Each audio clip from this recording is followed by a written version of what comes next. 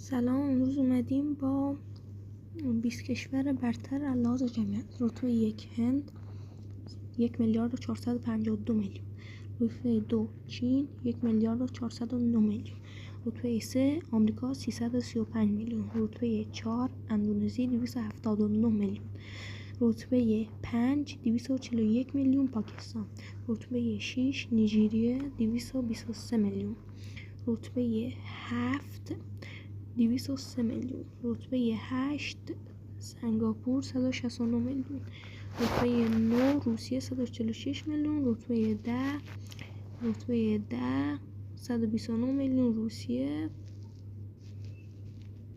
رتبه 11 مکزیک 129,000,000.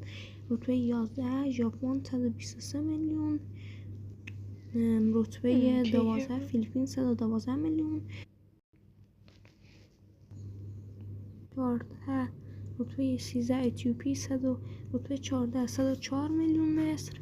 رتبه 15 ویتنام 100,000,000. رتبه 16 ایران 95,567,000.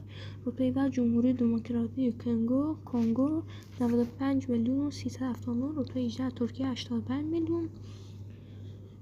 رتبه 19 آلمان 84,000,000 و رتبه 20 فرانسه 68,000,000. خداحافظ بچه‌ها.